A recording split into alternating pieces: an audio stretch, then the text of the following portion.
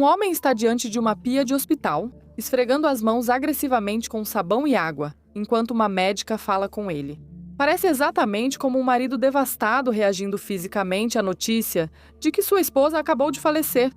Mas ele está deliberadamente lavando qualquer vestígio de si mesmo antes que os peritos possam coletar amostras de sua pele. Esse não é um homem perdido na dor. Esse é um investigador federal apagando seus rastros.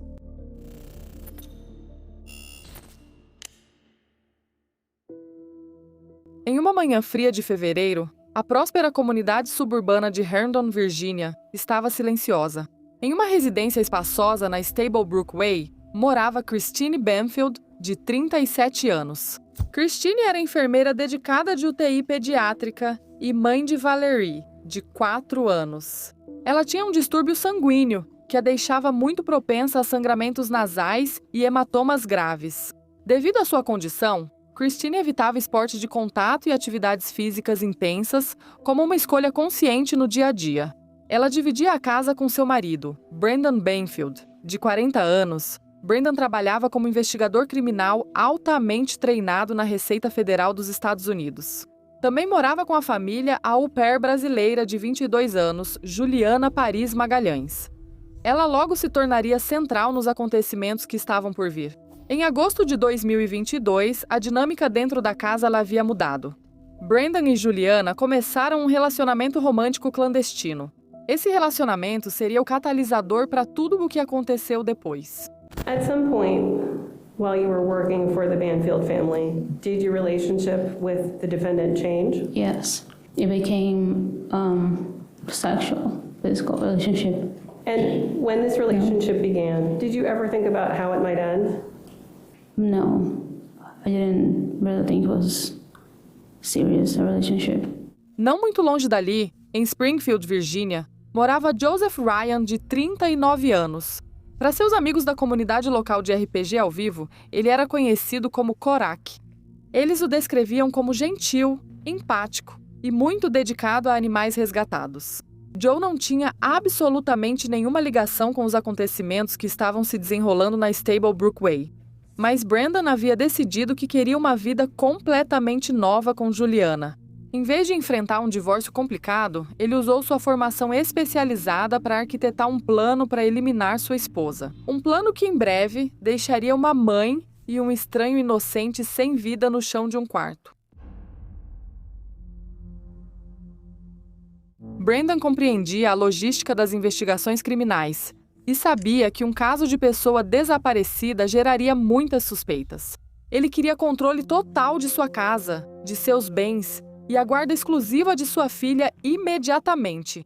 Ele precisava de uma narrativa irrefutável de legítima defesa contra um invasor de domicílio violento. Precisava de um bode expiatório muito específico. Os promotores alegaram que, usando o computador de Christine, Brendan e Juliana criaram um perfil falso no FetLife, uma plataforma de rede social para a comunidade BDSM. Fingindo ser Christine, eles realizaram uma operação de catfishing que durou 1 mês. Eles buscavam um homem que entrasse voluntariamente em uma casa durante o dia e fosse ao quarto principal sem ser convidado. Eles encontraram Joe Ryan.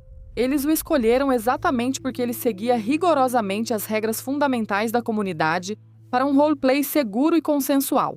A comunicação digital deixou claro suas intenções. Eles convenceram Joe de que conversava com uma mulher interessada em realizar uma fantasia de roleplay com um estranho. Eles instruíram Joe a chegar à casa dos Herndon na manhã de 24 de fevereiro de 2023, usar uma porta propositalmente destrancada e levar uma faca. Em uma troca digital crucial, Brendan e Juliana transferiram suas comunicações com Joseph para o Telegram, um aplicativo de mensagens altamente criptografado. Lá, Joseph enviou uma fotografia confirmando que havia conseguido correntes, corda e uma faca. A armadilha se resumiu a um único e fatal ato de engano.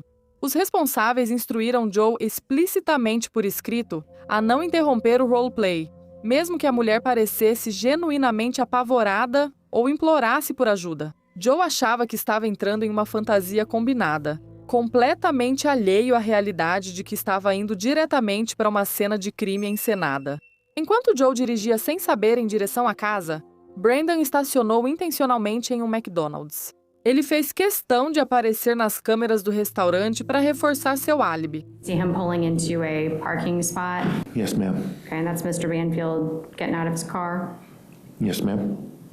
Okay, we've changed angles and we see him going into, do you understand that to be the bathroom of the McDonald's? Yes, ma'am. Do we now see him exiting and on his phone? Yes, ma'am. And our camera angle shifts and we follow him still on his phone. And is it 7:37 and approximately 30 seconds that he's getting in his car still on the phone? Yes, ma'am. Okay. Mas Brandon não ficou muito no restaurante. Ele voltou correndo para casa e ficou à espreita. Juliana vigiava de um carro próximo e avisou Brandon quando Joe se aproximou. Joe entrou no quarto principal com uma faca e Brandon atirou nele na hora. Depois ele pegou a faca que Joe trouxe e esfaqueou Christine 7 vezes no pescoço. De acordo com seu depoimento, Juliana pegou uma arma fornecida por Brandon e atirou em Joe pela segunda vez. No porão, a pequena Valerie, de 4 anos, estava completamente ilesa, presa na casa enquanto seu pai matava 2 pessoas no andar de cima. Exatamente às 7h47. Juliana ligou para o 91. A ligação durou exatamente 8 segundos. A atendente da central ouviu apenas sons de gemidos humanos agonizantes antes que a linha fosse abruptamente cortada. O áudio revelou o verdadeiro horror daquela manhã. Por 15 minutos, houve um silêncio digital. Os promotores argumentaram que durante esse inexplicável intervalo de 15 minutos, Brandon e Juliana espalharam o sangue de Christine nas mãos e nas roupas de Joe para fabricar a narrativa do invasor. Então, às 8h02, uma segunda ligação foi feita. Brandon pegou o telefone e afirmou calmamente que era um agente federal que tinha acabado de atirar em um invasor para salvar sua esposa. Where's your emergency? My friend, she just was stuck in the knife now. She's bleeding a lot. I don't know what to do anymore. Okay, where are you located? Oh my God. Take a deep breath for me. Just let me know your address.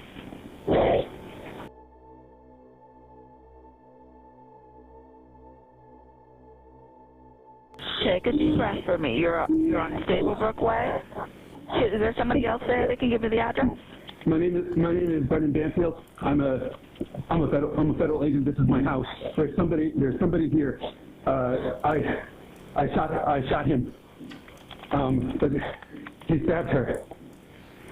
She's bleeding. She's got several marks on her neck. What do I do? Okay, so what I need you to do is apply direct pressure directly to where she's bleeding from, okay? And if it becomes silk, just add more cloth to it. It's already there. Okay, so the person that you shot, where is he? I don't know. I don't know him. Okay, where is he though? He's here. He's on the ground. Ma'am, can you hear me? Back out. Are you the one that was injured? She's not responding. A resposta inicial registrou sua narrativa fabricada sendo posta em prática. We're gonna have to get him out of here. Yeah, I know. Can you give him a second? Don't touch anything else. I'm not. Can you change my gloves out? We can get him out of here. I got you. We're gonna take him and stick him in a cruiser. Yeah, I gotta hook him up, guys. Have him break down. Yeah, just give him a second. I gotta put him on the monitor. Yeah, go for it. Can you help him? Just be with him. Yep.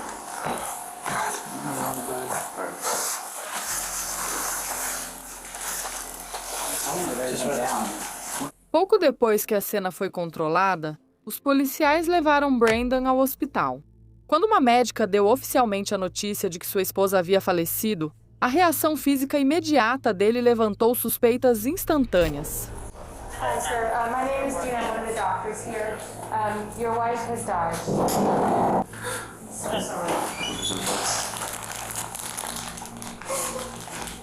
Where's the daughter? She's still at the scene, sir. She's with the other officers.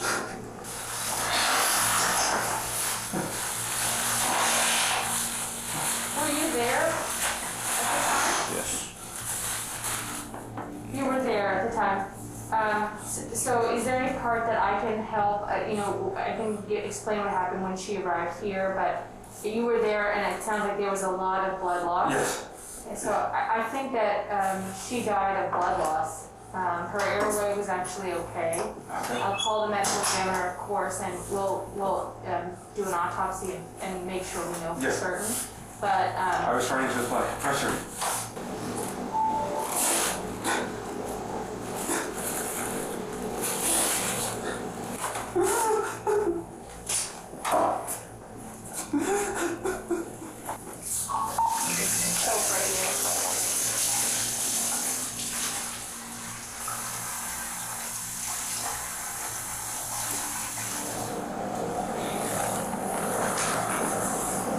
Brandon não foi preso naquele dia. Depois de sair do hospital, ele se reencontrou com Juliana. Horas após a violência, o agressor sentou-se no saguão de um hotel local com a pequena Valerie, de 4 anos. Uma detetive de inteligência ouviu Valéria se aproximar de Juliana. Valéria perguntou: "Posso te chamar de mamãe agora?" Juliana respondeu sim. Brandon e Juliana logo voltaram à vida normal. Jogaram fora o carpete ensanguentado e reformaram todo o quarto principal onde Cristina morreu. Juliana esvaziou o armário de au pair e mudou suas roupas, especialmente sua lingerie vermelha, diretamente para o quarto principal. Brandon viveu livremente por exatamente 570 dias. Essa liberdade terminou com sua prisão em 16 de setembro de 2024. Um mês depois, seu álibi desmoronou completamente quando Juliana, que já estava presa enfrentando uma acusação de assassinato, se declarou culpada de homicídio culposo e concordou em testemunhar contra ele. O testemunho dela se tornaria uma peça central da acusação. Em janeiro de 2026, o mundo assistiu enquanto a ex-cúmplice de Brandon subia ao banco das testemunhas para detalhar exatamente como eles haviam orquestrado os assassinatos. So, what ultimately made you decide that you were going to enter this plea? Was the thought of being the right thing to do. I guess we all deserved to know what really happened, and couldn't keep it to myself. The feeling of shame and guilt and sadness and all those feelings. When you were first arrested, were you able to speak to the defendant on the phone? Yes. And did you send letters to him? Yes. And did he send letters to you? Yes. Did the two of you continue your relationship? Yes.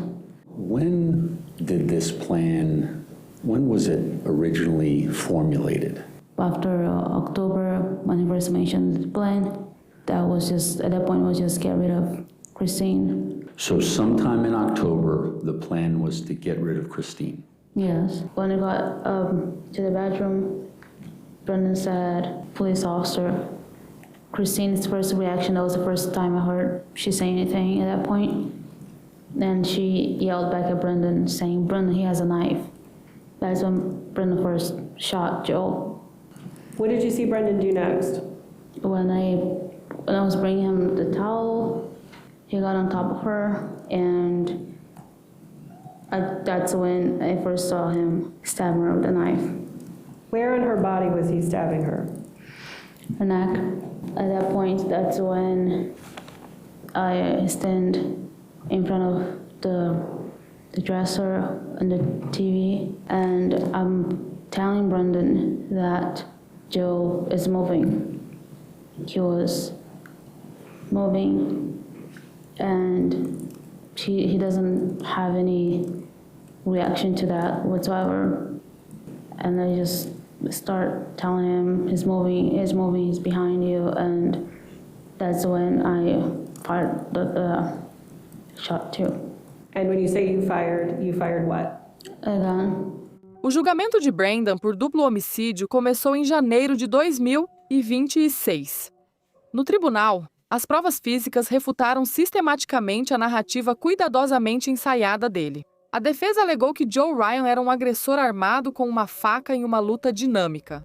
Mas a perita forense Iris Daly Graff testemunhou que as marcas vermelhas nas mãos de Joe eram manchas de transferência passiva, indicando que o sangue foi deliberadamente espalhado em sua pele depois que ele já estava incapacitado. A promotoria também respondeu à última dúvida forense remanescente usando o aplicativo Telegram. Como Brandon lavou as mãos de propósito no hospital, os promotores alegaram que ele pode ter destruído vestígios cruciais. As digitais na lâmina não indicavam nenhum dos dois homens. No entanto, a foto que José enviou de seus suprimentos pelo telegrama provou que a arma pertencia a ele e que Brandon a havia tirado dele durante a emboscada.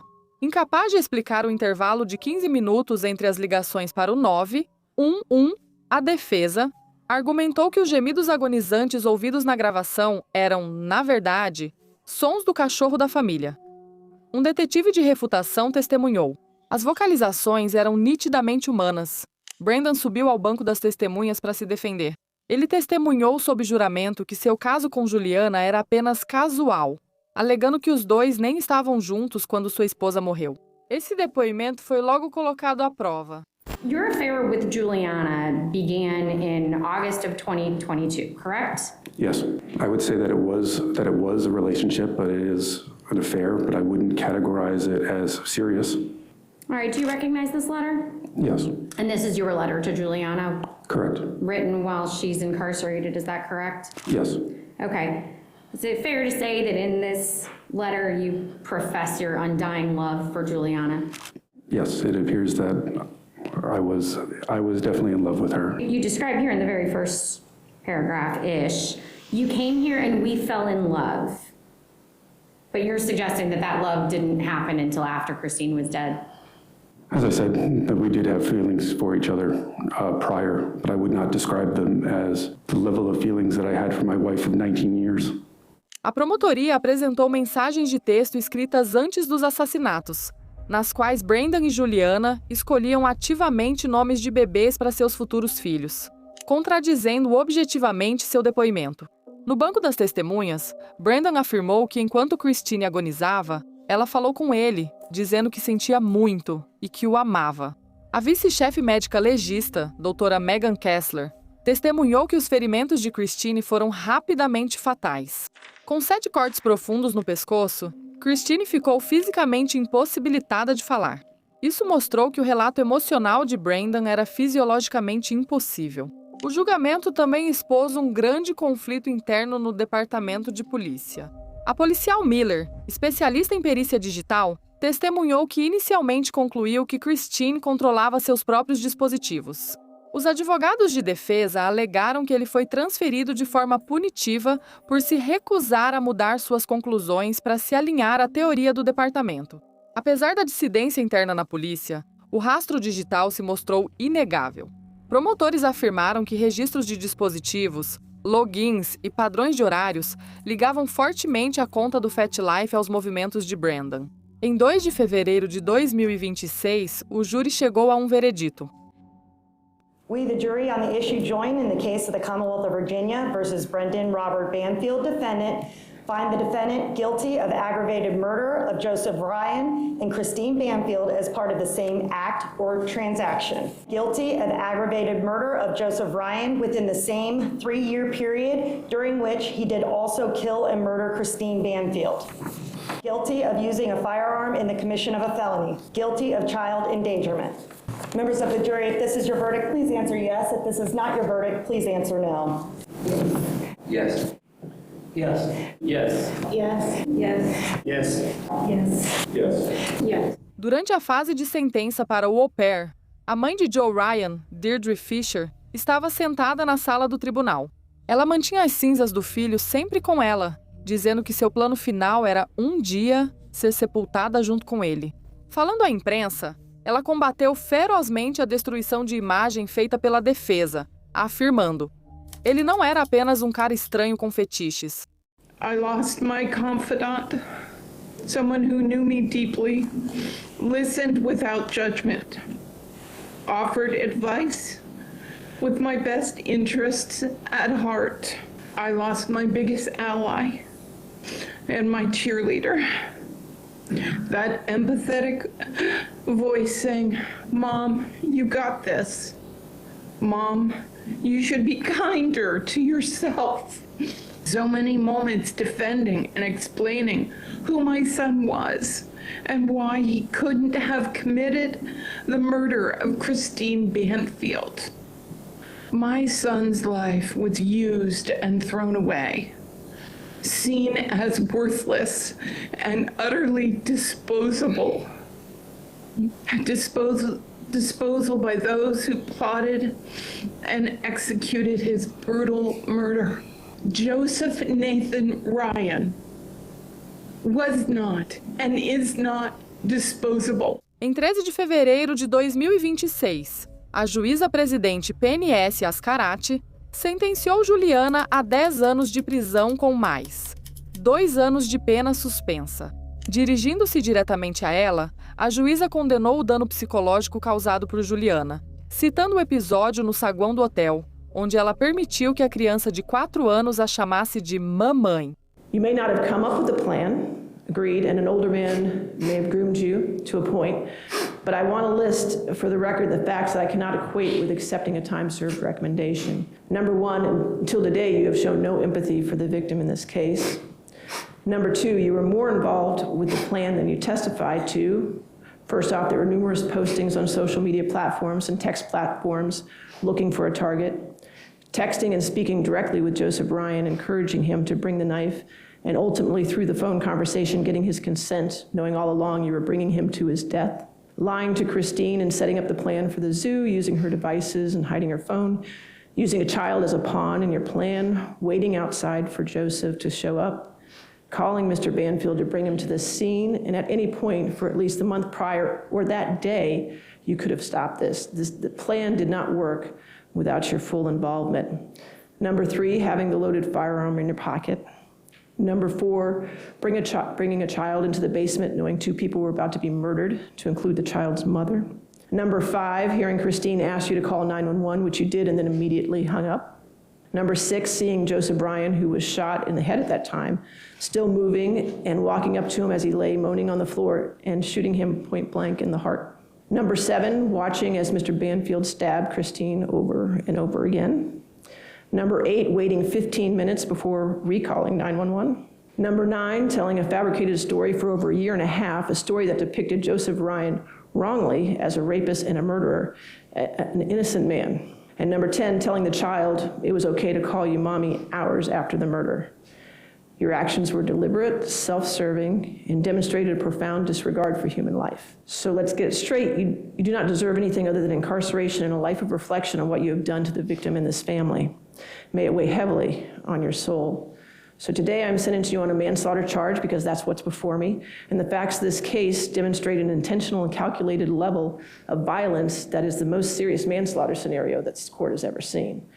Therefore, I do sentence you to 10 years in the penitentiary, as required by Virginia Code 19.2-295.2. After you've completed your 10-year sentence, I will order an additional 2 years suspended, and you will be placed on probation pursuant to Virginia Code 19.2303. Brendan Banfield está com a sentença marcada para 5 de junho de 2026, quando enfrenta uma pena obrigatória de prisão perpétua. Após sua prisão, Valerie Banfield foi retirada de sua guarda. Enquanto o julgamento focou no rastro digital e na frieza calculada de Brendan, a verdadeira tragédia continua sendo a perda de Christine e Joe, 2 vidas brutalmente interrompidas por uma fantasia encenada.